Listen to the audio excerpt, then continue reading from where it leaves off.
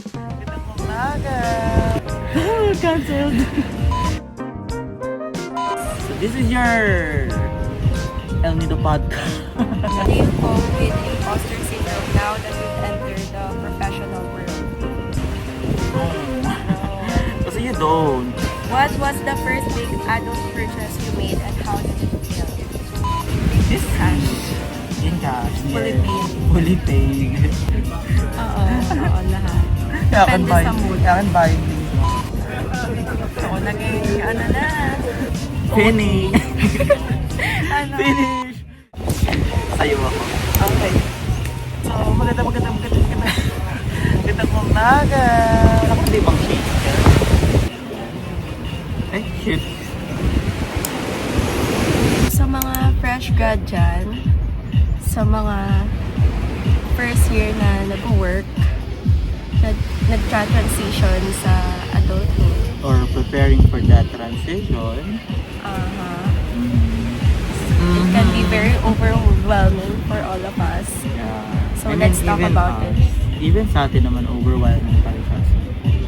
Yeah, this one's for us. So this is your El Nido podcast. Yeah, El Nido podcast. This is your podcast. OT podcast. Okay, let's start our 24 questions. How do you deal with the pressure of having to figure it all out after university?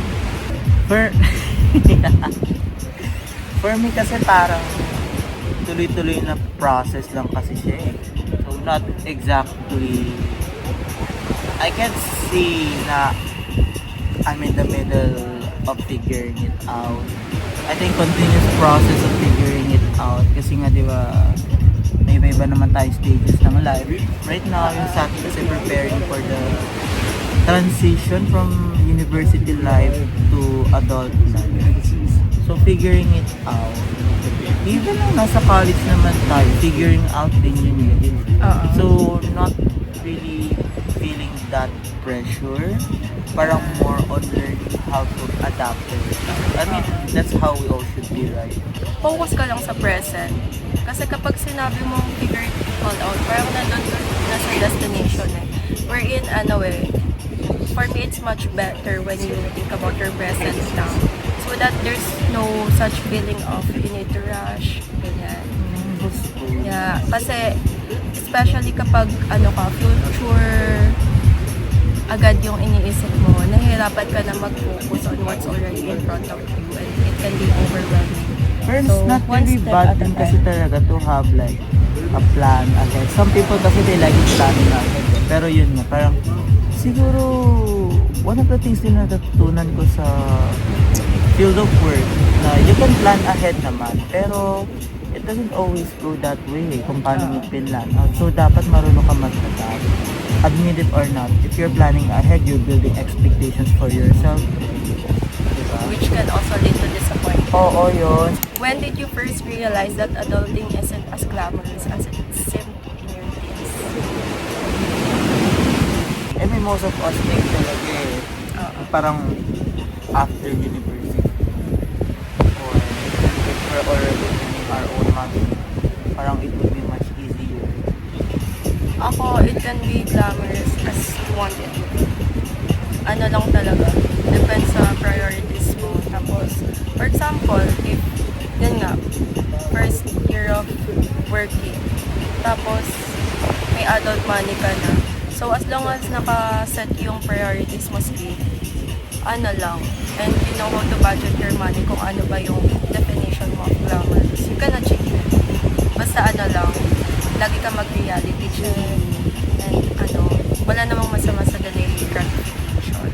That's true. What's the hardest part about managing finances when you're just starting your career?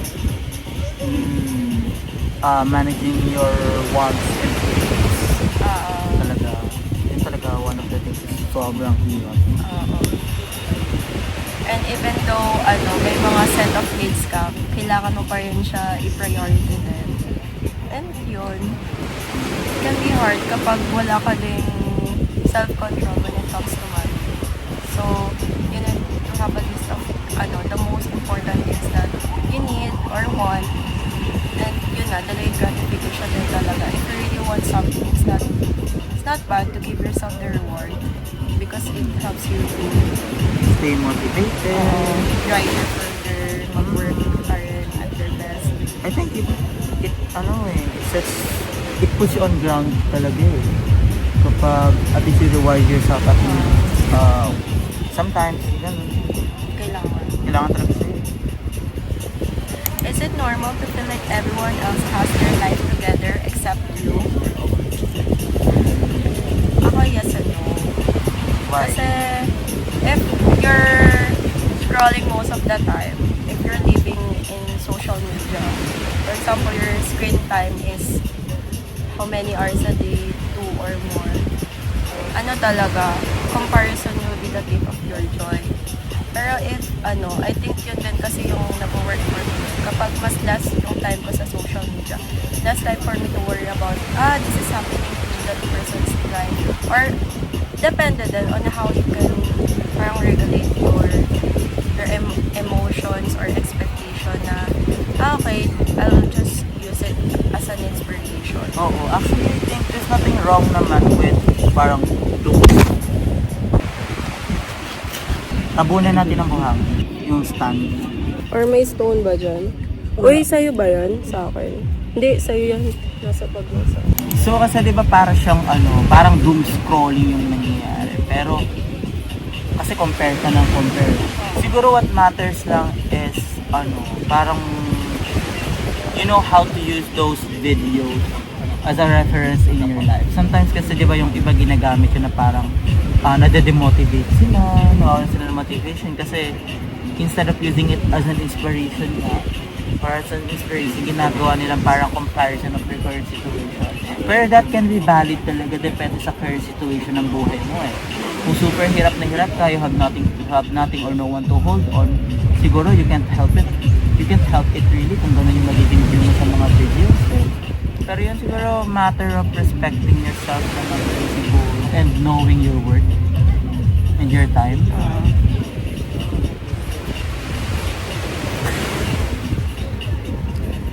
Okay, how do you keep a work-life balance when you're still figuring out what that even means? You don't. Okay, sige nga, let's define. What is work-life balance? What is work-life balance? Ako, it's having an identity outside of work. Don't let work define you. So, kapag, ito, na-mention ko to before, having different hobbies. Hobbies that will make you creative, habits that will give you money, habits that will keep you fit, ganong hobbies. So that, madaming Pwede rin na nagbibigay ng meaning sa buhay mo. or discovering hobbies na can improve yourself. Self-improvement. Learn new Something skills. Ayan, yun yung maganda sa work-life balance. Oo, yun nga siguro parang having the identity na labas sa trabaho. But that doesn't mean na magkakaroon ka ng split personality disorder. OA naman. OA naman. Oo. Try to explore hobbies kasi even when you're still navigating your 20s, it's never too late to learn something. Life is an endless journey. Ayan. Moving forward, what's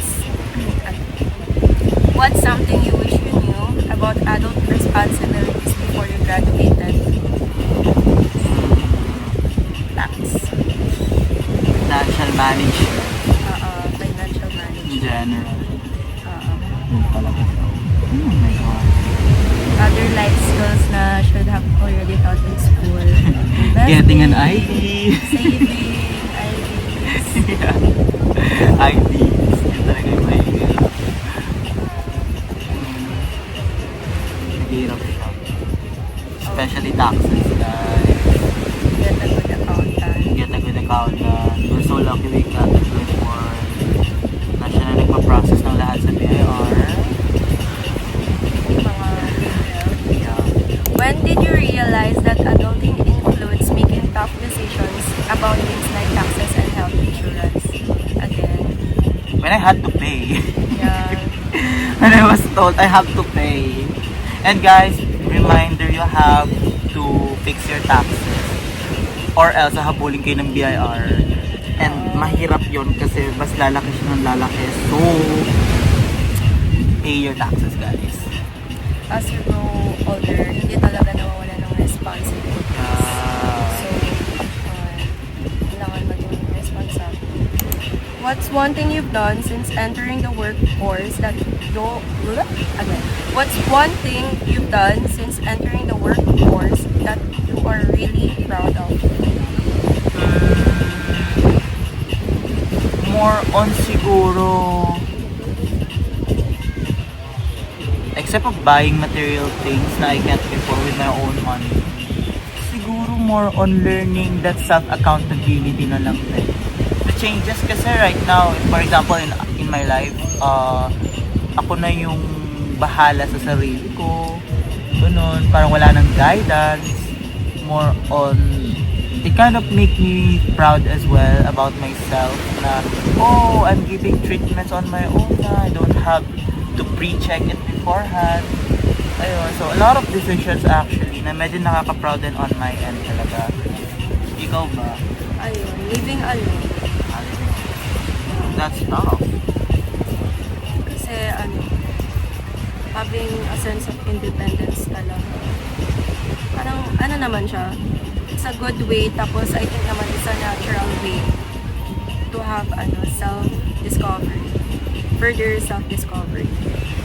Pero yun, it's very tough, tsaka magastos. Kaya, how do you cope with imposter syndrome now that you've entered the professional world? Have you ever coped? No. No. Kasi you don't. I think it lingers, it goes back, stays there. It's just that you know when to fight or how to fight. Imposter syndrome, it's I present think to everyone. manage. Oo. Kailangan mo lang siya i-manage. Managing niya. Kasi I think it parang nagpa-manifest siya when you're overwhelmed or na lang, nasa autopilot ka na. So, imposter syndrome is there. Think of it as something that will help you. I don't know. Kasi naman syempre, it is part of being professional in your career. Hindi naman, for example, it's still work hours. Hindi ka naman pwedeng umalis if you're still working. So, it's part of being responsible na din. Tsaka, I think we should just, we need to normalize imposter syndrome. Kasi naman, it's not that bad or big of a deal. So, you're learning how to cope up. Kaya, kailangan mo lang know when, hanggang kailan mo lang siya kailangan. Okay, I'm curious about the next question. Ay, talaga ba? Okay. How do you manage the feeling of being behind compared to others in your age group?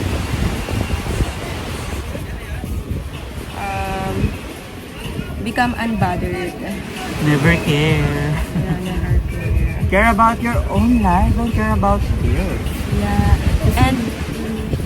And sometimes, you're never really alone if you're thinking na sometimes, you get to think of it that way. Pero even that person that you admire, that you look up to, they have their own set of problems. So, parang parehas lang kayo in a way. So, whenever I think about it that way, mas comforting siya for me na, naman, everyone has their own demons, has their own worries. So, lang, kailangan mo lang mag-focus sa sarili mo and think of your own problems. Mas maisip yung problema nila, di naman yung sa'yo. Ikaw? Parang, just don't give a care. Oo, Care about yourself. Yun lang yun. Yeah. If you care enough about yourself, you don't have to think about this kind of things. Yeah. If you respect yourself well, you don't have to care about this kind of things. Yeah. Don't take life too seriously. Eto. Okay. What was the first big adult purchase you made and how did it feel? Ikaw muna. Renting my condo unit because living alone is really hard. So, kapag sinap up mo yun, so, nakakailan na ako this year. Expensive po. Guys, expensive po sa condo niya. expensive living. yan. Living in Makati. She's a Makati girl. Transitioning to Salcedo girl. Aren't you? No. Ay, hindi pa siya Salcedo girl. Pero she's a Makati girl. Parang Ayala neckline Baby. ko siya na face. Ay, wow. Mas Did it Rockwell work? girl ako. Mas Rockwell. Yeah. More expensive. Eh, taga dun ako eh. So, she's a Rockwell girl. Yeah. Hmm. What's your peak purchase so far? My phone, of course. How much? Maka-cancel tayo. I bought my phone this Cash. week. In cash, Fully yes. paid. Fully paid. No debt. No debt. Kasi ayoko nang utang, ayoko nang hulugan. Kasi yun yung tinuro sa akin ng mom. May ganun kasi siya eh. Ay, wow. Kaya Uy! easy lang ngayon sa kanya. Ayan. So, I bought my phone. Quite pricey. Let's just not expose ano tong phone na to.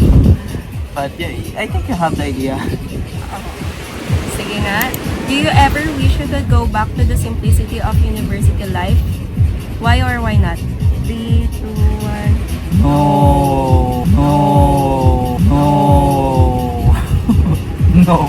Oh, why? No. Hindi siya simple. Oh, I mean, good. Yeah. University life is hell. Yeah. Mga Wattpad girls dyan, hell university. My university life was hell. Ayun, so, from Pasig to Manila, that's tough. Araw-araw uwian ako. So tiring. Tapos, internship sa hospital, PGH interns, we died. So, no. Siguro because of the experiences. I mean, baka makancel tayo. Studying pre-med is not a joke. Yeah, pre-med is not a joke. Grateful na lang kami na natapos namin siya within 4 years. Yeah, oo. I May mean, naglinger pa rin na trauma. So, if feeling inner child. people find their university life something that they can reminisce or they wish to go back into, then that's good for you. But for us, it's not really good experience. So Ansyado ng prangko eh. How do you stay motivated when your work doesn't feel as exciting as university projects? Again, mas gusto namin na mag-work kaysa mag-aral. yeah, tamad na po kami mag-aral. Never going back. Never back down. Never what? Never back down, never won. What's the biggest financial lesson you've learned in your first year of work? Taxes. Aside from that, ako, delayed gratification. Kasi, yun na, may binabayaran akong yun. So, yung mga basic needs, food, transport. So, kailangan ko talaga siya parang i-weigh in kung ano ba yung mas kailangan ko before spending money on a material that I really want. Pero ano naman, okay din naman na may delayed gratification. Yeah, okay din naman. What can you say about tax? Worth it ba magbayad ng tax? Well, magaling naman kasi accountant. No, worth it ba magbayad ng tax? Saan ba napupunta yung tax? Yung tax, I guess, at some point, kasi siguro I mean, wala kasi kasiguraduhan kung mapapakinabangan ko natin sa future. Pero, siguro is this a responsibility na we really have to do rin eh. Okay, this is a good question. How do you deal with burnout? Not good with that. Talaga ba? Siguro, more on giving prize to yourself, ganun. Ano? Giving prizes to yourself. Reward system. Reward system. BMT mo sarili mo. Yeah, have a self-care day. Go to the cinema, spa, get a have a treatment, date. massage. Yan, have a Kaya, date. if you're saving, just do journaling, watch Netflix, or go for a jog outside your house. Parang lahat yung ginagawa mo. Oo, lahat. I can Depende buy, sa mood. I can buy things mo. Pero, curious kami. How about you guys? How do you deal with burnout? Let's help each other, especially those na nagnanavigate talaga under 20s. Ito, how do you handle social pressure to achieve milestones like marriage, buying a house, having kids in your 20s? I don't think it's part of the social norm pa rin ng mga nasa 20s ngayon. Parang na siya, nausad na siya sa 30s and above. Hindi na talaga parang siya. hindi naman na masyado pressure yung young people to like have a family. Or siguro, different kind of usefulness, it varies. Pero, I mean, why? No one is pressuring you to be pamilyadong tao at age of 24, 23. I mean, if may nagsasabi silang gano'n, you can accept their words, pero it doesn't necessarily mean you have to apply it talaga. Diba? Kailangan ng family planning. Family planning It's talaga. a big decision talaga. Yeah, don't get carried away. What's something you miss about being a student that you didn't expect? Friends. Meeting new friends. No, yung friends natin nung college. Oh, yeah, yun nga. Something you miss about being a student. Ayun, the yung friends you hangouts meet. palagi, di ba? Yeah, Although guys, hindi ka trauma pala hangout. bonding. Trauma bonding, professors. Talking about professor.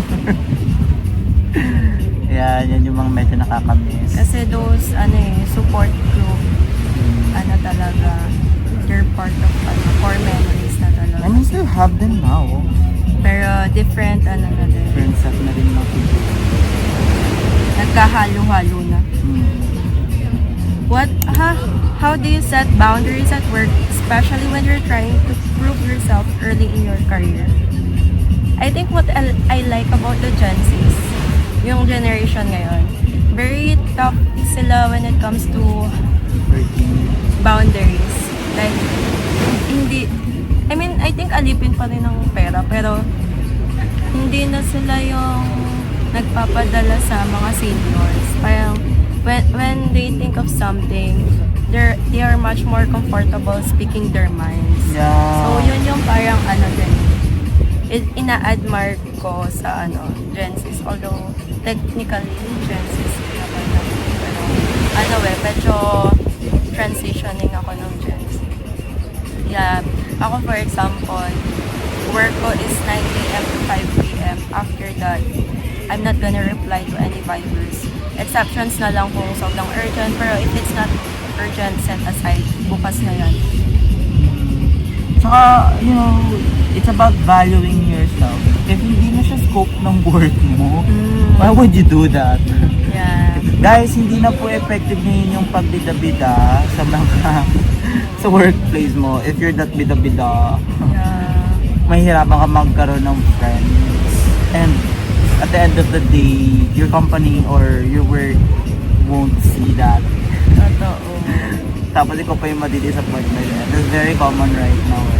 So it's just something na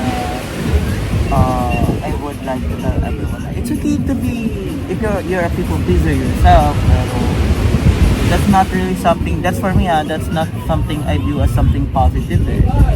I don't aspire to be a people pleaser. I like to please myself. Perfect. Please yourself. Yeah. Me first. Anytime. Yeah. Kasi at the end of the day, no one's gonna think about you or prioritize you. But yourself. But you. Yeah. You. You. Yeah. Do you feel more stressed or more relieved in your 20s compared to your university days? 1, 2. Yes. Yeah. Ang dami struggle doon I during mean, the relieved. university Yeah. life. We're more relieved. Oh, I think it's just that really, I mean, money cannot buy you happiness talaga. Pero it does help you manage things. Money can't buy you happiness. I mean, it does. Ako, 100% money can buy happiness. I mean, siguro sa panahon ngayon, guys, huwag na tayo magpaka-plastic. I'm Yeah, sorry. money can buy buy happiness. You wouldn't be here right now sa LTD, wala tayong money. Yeah. You wouldn't be happy. I mean, gratifications in life, hindi just happiness din kasi talaga with the money. Eh. Yeah. Ay, huwag na tayong plastic, guys. Kasi ako looking back, Money, money. when I think about my college itself, parang may hierarchy pa rin siya na, ito ka lang, dapat follow ka lang ng follow sa professors mo. And ayun, that time, yes, I was a people pleaser kasi kinailangan ko maging people pleaser. Pero now that you're working, and despite na, for example, siya yung mas nakakatanda sa'yo or mas senior ka. Pero when you're working, you're the boss of your life. Maybe you're not the boss in your work, pero in your life, you're the boss in your life. Ay, money just So you get to decide whatever you like, whatever you want. Yeah. Be yourself. And so money can buy happiness. Yeah, I agree. Yes. Money does buy happiness. Baka hindi ka pa convinced. Girl! Okay, let's talk about the other ones na still in university.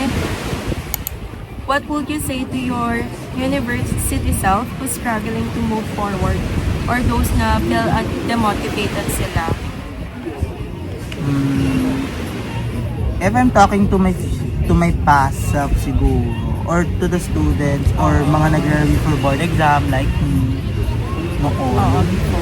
siguro, all I can say is, it all gets better. Yeah, it will get It better. will get better talaga. Yeah, everything will work out for you. In the end, it always work out. So you guys out there who studied the same, or who are studying the same course like us, it's so better after. Yeah. It's way better after. Konting tiis. Konting tiis lang. Do your Tiis best lang. at the one step at a time. So graduation first, then board exam, then everything is just so much better after. Sobrang rewarding ng working life natin. Yeah. Super rewarding siya. Hindi mo na kailangan mag-upload. It's still a choice. It's still a choice. You never know. It's Yeah. so much better after board exam. Yeah, how cliche as it is, just keep going. Yeah. Keep going. That's better. Future coaches right there. Keep holding on. It's really tough, but it's very, very rewarding by the end. Deep love.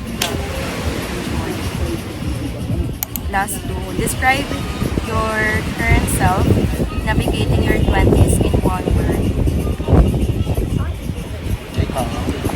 Celebrating. Currently celebrating. Siguro fun. Fun. Having fun. Lots of fun. Ako naging na. Fun. Sige, let's try to explain na lang. Although honestly, for 6 months ko was the most difficult for me. However, kapag naman nakapag-transition na, valid talaga yon, may adjustment phase talaga. Pero for me, ayun, after that, medyo naging magaan na siya for me and naka-adjust na ako. So, after being comfortable on how my work schedule goes, tapos especially since I'm a pediatric, same kami naman pediatric only, na parang medyo manageable na yung either no kid or nag-improve na. So, Oh my gosh, yeah. it gets better talaga for us and everyone else na yes. nakakapag-participate na sila when it comes I mean, at first, habol ka lang ng habol sa mga bata, then after a few months, nakasit down na lang you kayo. get to realize na therapy works. Therapy works. It does work. So, guys, therapy yourself. Last na, what's your current mantra or motto that you live by? Ako, the things you aren't changing, you are choosing. Parang na dumaan lang din siya sa FYP ko na, it makes sense. Tapos, since done ako mag-adjust, kasi first 6 months ko parang unhealthy habits pa ako. Tapos since kaya na stable na yung workflow, yung mga coping mechanism ko, schedule. medyo nagkakaroon ako ng grasp of what I would like to do, with my life or change my routine. Especially on how I should cope better and handle. Yun talaga, yung, what do you call this? Yung, boundaries sa work. Kasi, talaga, during adjustment phase, you still would like to do your best. Pero, there's a certain best that you can only give each day na nagbabari pa. Like, for example, your 10% yesterday is parang ngayon, 5% lang. So, it's okay. Next time naman, you can give your better self. Yeah. Ako naman, it's always been the one thing I'm practicing ever since high school. Ano yun? Life is a matter of choices, not of chances. So, there's limited opportunity on a specific situation. And you have to make the good decision. And when making that decision, it's all you. You can actually take or consider some inputs, pero by the end of the day, it's always you who's gonna make the decision. Para, no regrets, no one to blame. Ayan. So, part of adulting, I can say so. If there are opportunities coming to you, make the choice. Let's do a bonus question. Since we're done studying OT, we're already licensed OT. I want to ask again, why OT? Ako kasi, siguro influence na lang din ng mom ko. My mom, shout out to my mom there. Sinasama niya ako sa clinics, sa OT clinics, pedia clinics nung bata pa ako. So medyo naging aware na ako pa. Play lang sila, ganyan. And they are happy. I see them, they are happy. So sabi ko, someday I wanna be like them na lang. Also yun nga, I guess, thanks to my mom kasi She opened your eyes. she did open my eyes about this kind of field or this kind of work na can be really tiring. I mean, all jobs are tiring, pero the reward is also really great din kasi. So parang I feel like my pagod is paid well to be recharged by the next morning. Ayun. OT. Because it sustains my lifestyle. You're talking about that. Yeah, it sustains my lifestyle. He's talking about this guy. If I'm gonna be, parang as a person, as a human na, syempre, Nagastos. may mga pangangailangan. Yeah. Everyone naman have a certain lifestyle that they want. So, I think valid. Pero naman, when as a pediatric OT, when you see your kids progress, it's also fulfillment. So, imagine na lang kung ilan yung kids mo tapos may mga progress sila, and especially when the parent or family says na how they parang believe that therapy works. And syempre, lahat naman ng clients, even yung mga professionals, we all want our clients to achieve yung maximal independence, functional independence na kaya nila ma-achieve. So, that's it for me as a pediatric. Pero, the one thing that pushed me kung bakit why OT during our, nung time na hindi ko pa alam, during senior high, nung first, second year, during times na parang ang hirap-hirap na aralan, is because, sabi nga nila, there's time flexibility, tsaka there's good, financial gain. So, if you get what I mean, especially if, You're a student, OT. tapos, you want talaga na, to travel the world, to get certain things. Yeah, so shout out, You guys. also need to be practical talaga on choosing your career. So you can also be like us. Kasi Kasi bigyan chat na gano'n na sila. Nagbigyan na sila ng scholarship for OT Ay, nag-promote. and SL. Of course, I support that kasi syempre na, advocate siya Oo, sa na-advocate profession na natin yung profession natin. Guys, the profession pays really well. You're Yeah. above minimum talaga. In demand ka In dito, demand sa, ka dito sa Pinas. In demand ka din sa ibang bansa. So siguro as a motivation na lang if you wanna study OT or if you are an OT student, after lumabas ng board exam result namin, there are a lot of things na natanggap. Messenger. So I don't really have, I mean technically I don't have to apply. Kasi parang it's already there. Ganon. Kasi again, in demand nga po kayo. Ayun. And very rewarding ang life ng OT guys. You get to change people or you get to help people change, adapt, be their best while you also learn through interacting with them, helping them.